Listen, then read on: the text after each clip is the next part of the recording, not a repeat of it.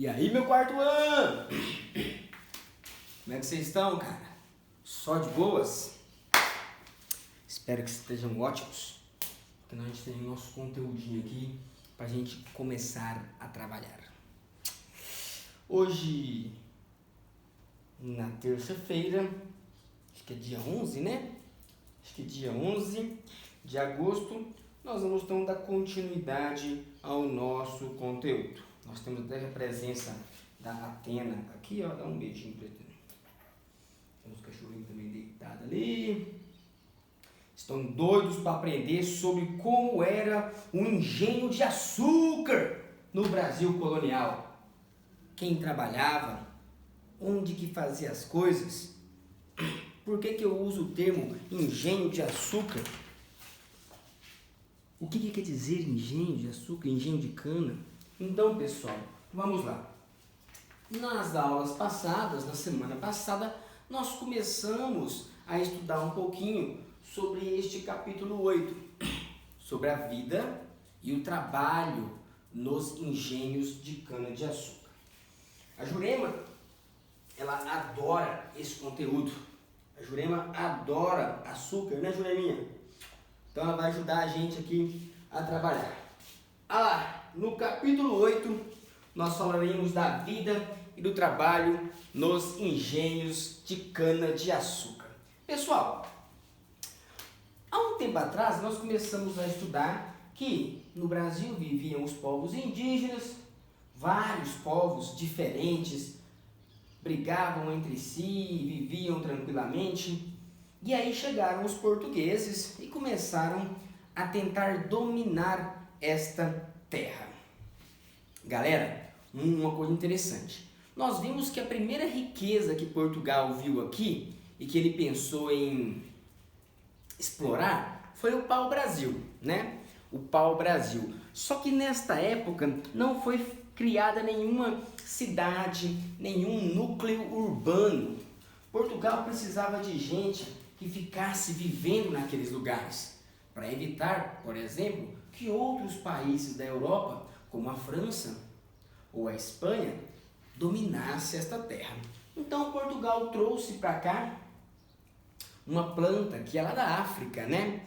Portugal já conhecia a África muito antes de chegar ao Brasil e lá eles descobriram que era possível fazer o açúcar com essa planta, a cana-de-açúcar, né? E na época, nós já falamos sobre isso, o açúcar era muito caro. Muito caro, pessoal. Era raríssimo, né? Só pessoas ricas que podiam comprar o açúcar. Então, era vantajoso, dava muita riqueza, dava muito dinheiro. As pessoas ficavam ricas produzindo e vendendo este açúcar. Ok, então vamos lá. Vamos falar sobre o que são os engenhos de açúcar. Pessoal, eu quero que vocês copiem no caderno de vocês este conteúdo, tá? Ele é um resuminho e é bom para a gente ir fixando na nossa cabeça este conteúdo. Vamos lá. O que era um engenho? Quem que era o senhor de engenho? Por que eles eram as pessoas mais ricas e poderosas? Vamos lá. Quando nos referimos aos engenhos de cana-de-açúcar no contexto, na época do Brasil colonial, estamos nos referindo não apenas às máquinas de moer a cana, mas sim toda a propriedade onde ocorre a produção de açúcar. Mas sim a toda propriedade onde ocorre a produção de açúcar. Hoje em dia, pessoal, se você for numa loja de máquinas e falar assim, ei, eu quero comprar um engenho de cana, a pessoa vai te vender uma máquina. Eu mostrei essa máquina na última aula, né? A máquina onde você coloca a cana e moe ela, e aí sai ali o caldo da cana, o suco da cana, que aqui nós chamamos de garapa. Só que quando eu falo um engenho de cana, na época que o Brasil era dominado por Portugal, não é só a máquina não, é toda a fazenda. Quando eu falo senhor de engenho, não é porque ele tinha a máquina de moer cana, porque ele era dono de toda a fazenda onde se produzia o açúcar, desde a plantação da cana até a venda deste produto que era raro e caríssimo naquela época, ok? Então, pessoal, tem uma diferença entre eu falar engenho hoje e falar um engenho naquela época. Para produzir o açúcar, era necessário grande número de trabalhadores e de benfeitorias. Benfeitorias, pessoal, é um nome chique que as pessoas dão às construções ou aos equipamentos, além de grande quantidade de dinheiro. Então, por exemplo, se você for a uma fazenda, a fazenda tem geralmente a casa onde o dono da fazenda mora, mas tem o curral, né, feito de madeira, tem o celeiro ou o paiol, aqui em Goiás fala-se paiol, onde coloca o milho, o arroz, né, guarda, tem o galinheiro, o chiqueiro, os pastos. Para você fazer isso, precisa de dinheiro. Então, tudo que se constrói numa propriedade, numa fazenda, nós vamos chamar de benfeitoria. Depois pergunta para os pais de vocês se é barato ou se é caro comprar uma fazenda. E se é barato ou caro montar uma fazenda, comprar um terreno sem nada, só o chão, e construir uma fazenda lá. Depois pergunta para os pais de vocês se é caro ou se é barato. Então, pessoal, quando eu falo aqui que era preciso muito dinheiro, porque era preciso muito dinheiro mesmo, né? Não era algo que qualquer pessoa poderia fazer. Se tornar um senhor de engenho, ou até mesmo uma senhora de engenho, apesar de não ser muito comum, existiram muitas mulheres que eram as verdadeiras chefes das fazendas, né? Precisava de money, que é good, não have. É muito dinheiro, precisava de muita grana. Por isso, esses senhores de engenho eram pessoas muito poderosas, muito ricas, os mais ricos da região. A pessoa mais rica da região, que tinha mais poder, eram os senhores de engenho.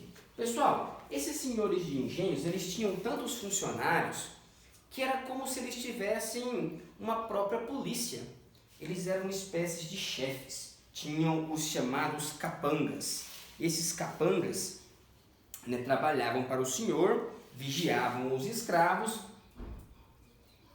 protegiam a fazenda, né, de ataques, perseguiam os escravos que fugiam, atacavam as aldeias indígenas que viviam próximos ali, ou seja, o senhor de engenho eram as pessoas mais ricas e poderosas da época. Pessoal, você acha que existia muitos senhores de engenhos ou poucos senhores de engenhos? Hoje em dia, existem mais pessoas bilionárias, milionárias ou pessoas que não possuem muito dinheiro? Pessoal, imagina só, uma fazenda, um engenho grande, poderia ter mais de 200 escravos. Além dos escravos, também havia os trabalhadores que eram livres. Havia pessoas que trabalhavam e ganhavam um salário. Não é igual hoje em dia que você ganha um salário todo mês. Na época você recebia no ano. Mas enfim, o senhor de engenho era o cara mais rico e mais poderoso de uma determinada região. Como que era um engenho, pessoal? Como que era uma fazenda de produzir açúcar? Olha, era muito grande, precisava de algum certo espaço, né? Então vamos lá, as principais construções ou benfeitorias localizadas e localidades de um engenho de açúcar eram a Casa Grande. A Casa Grande, pessoal, não é só a casa, não é só onde o dono da fazenda mora, não é só onde o dono da fazenda dorme. Na verdade, além disso, é onde acontece toda a administração da propriedade. Lá onde fica o cofre, lá onde ficam as armas. É uma espécie de fortaleza, pessoal. E geralmente, na região mais alta da fazenda, uma região que podia ser protegida e que permitia o senhor de engenho ficar lá na sacada ficar lá na porta da sua casa e ele podia observar quase toda a propriedade. Lá dormiam não só o senhor de engenho e sua família, mas alguns funcionários, alguns seguranças e padres poderiam viver também ali próximo a essa casa grande. Além disso, pessoal, havia a senzala. As senzalas eram locais onde os escravizados eram guardados. Isso, pessoal, guardado, professor, mas guardado a gente usa para ferramenta. Na época, pessoal, os escravos eram tratados quase igual ferramentas, né? Então, trabalhavam o dia inteiro, chegavam à noite, trancavam os escravizados numa sala pequena. Só tinha uma porta, não havia janelas, né? Por quê? Porque para evitar fugas, para evitar que eles fugissem, né? Muitas das vezes os escravizados eram acorrentados, presos a grilhões, presos a correntes, né? Para que eles não fugissem.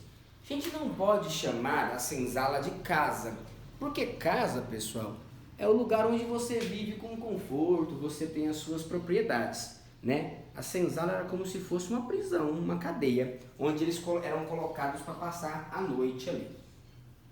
Havia sempre a igreja, uma capela, onde um padre era o responsável ali por cuidar das almas daquela região.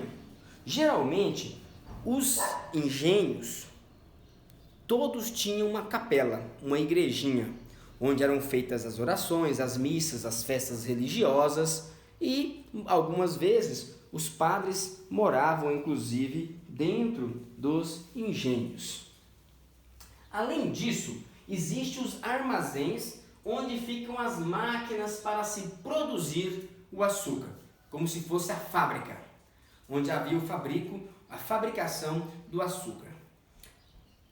A casa de engenho tinha a moenda. Moenda é aquele aparelho que você usa para moer a cana. Quando a moenda era movida a água, desviavam um bracinho do rio, né, para jogar ali, e aí caía numa espécie de roda d'água. Eu mostrei na aula passada, se alguém tiver dúvidas ainda, eu posso mostrar de novo hoje, quando nós entrarmos lá no MITS. Ou, quando era mais simples, menor, esta moenda, ele era movido ou por animais, bois, né, cavalos, burros, ou pelos próprios escravos, que tinham que ficar empurrando, né, o engenho, a moenda, para moer a cana. Moía a cana, saía o caldo, a garapa.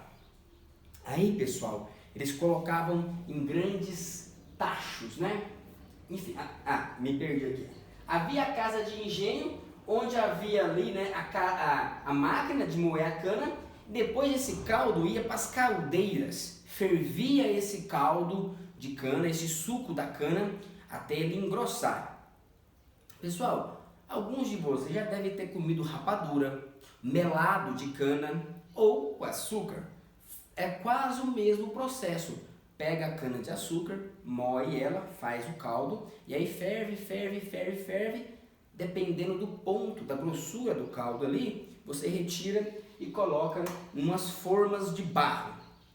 Eu mostrei também na aula passada. Depois, pessoal, que secava esse açúcar, ia para a casa de purgar.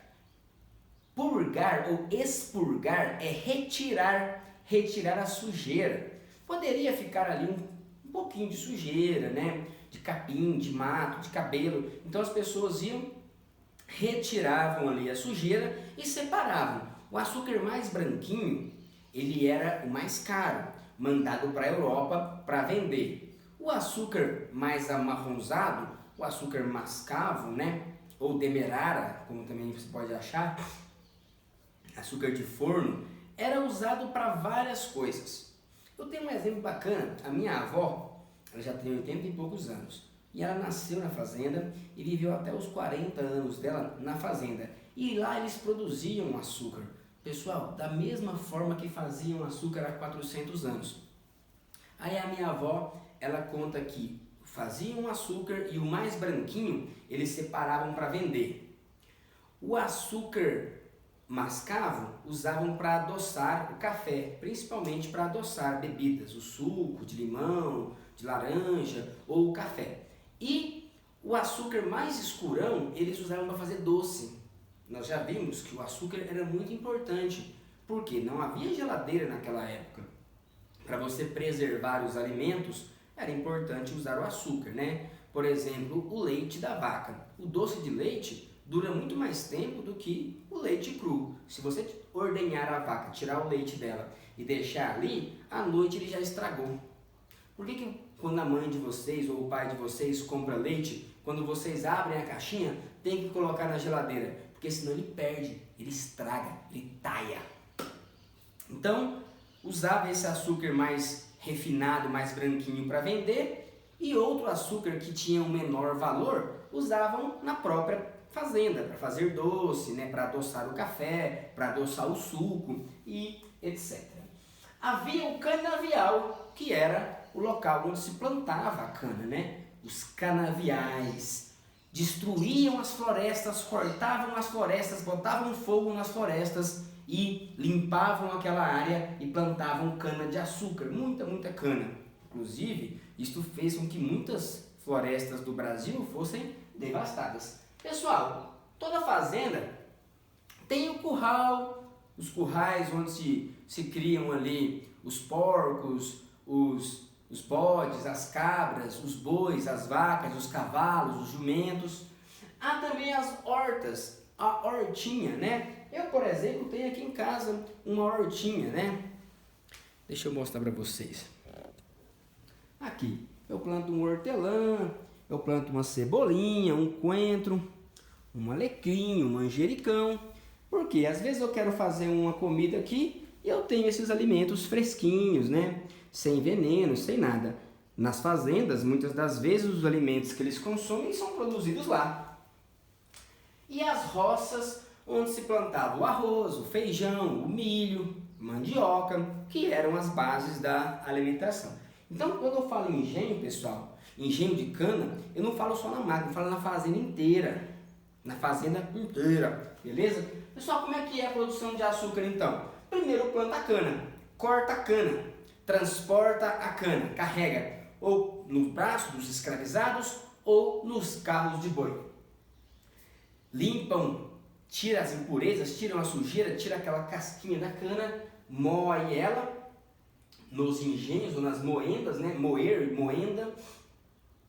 Depois vai para as caldeiras, esquentar, fazer o caldo lá. E botava fogo ali embaixo, aí você tinha que cortar a madeira, transportar a madeira, fazer os fornos, né? Era tudo muito trabalhoso. Tinha que ter os tachos, o tacho de cobre.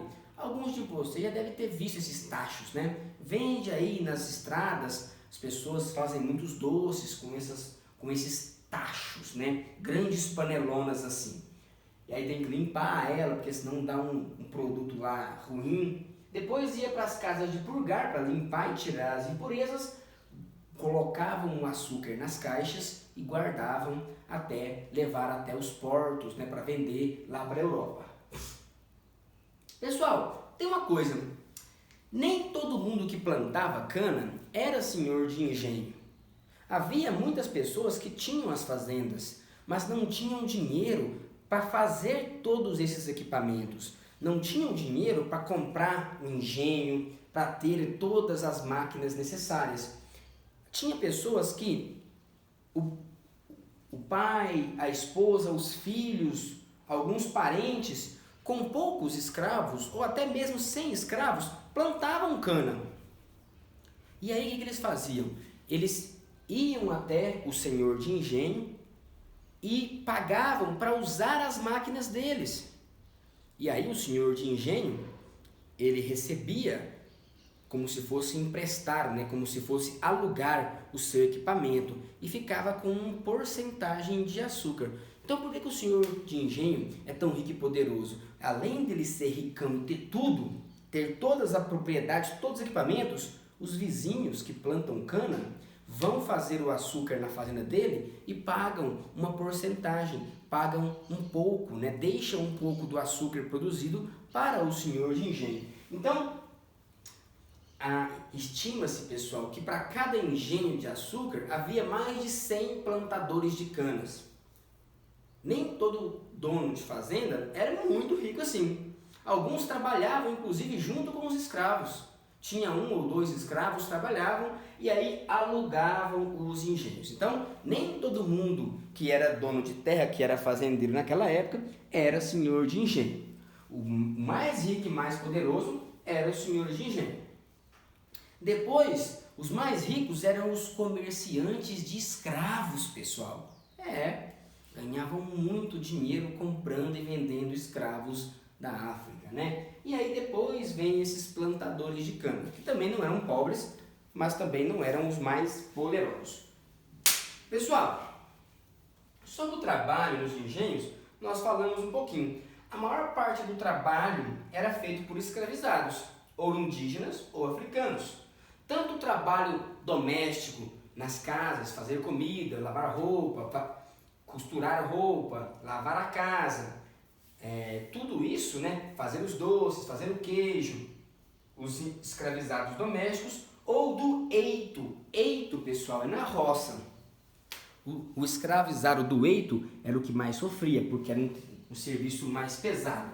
Mas havia também, pessoal, trabalhadores livres. Em geral eram pobres, né? Ganhavam pouco e viviam sob as ordens do senhor de engenho. A maioria dessas pessoas eram mestiços, filhos de portugueses com indígenas ou filhos de portugueses com as escravas. E eles não eram escravos, mas trabalhavam para os senhores de engenho. Por exemplo, tinham ferreiros, né, que faziam lá as correntes, faziam as enxadas, as facas, ou o mestre do açúcar, é ele que falava quando que estava bom ali o ponto, a qualidade do açúcar e etc. E também, pessoal, o mais famoso desses trabalhadores que não eram escravizados eram os feitores. Se você olhar na sua página 93, vai ter uma fotografiazinha de um feitor castigando o escravo. Nós falamos que os escravos não trabalhavam sorrindo, né? Nenhuma pessoa que é obrigada a fazer algo que não gosta vai fazer sorrindo.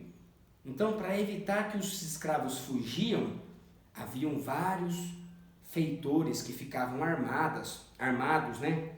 Com espadas ou com armas de fogo, para evitar que os escravos fugissem. Ok, pessoal? Então, eu quero que vocês copiem isso no caderno de vocês e aí quando der 5 horas nós vamos entrar ao vivo no Meets para tirar algumas duvidazinhas aí e fazer um exercíciozinho, ok? Então até mais. Tchau, tchau para vocês.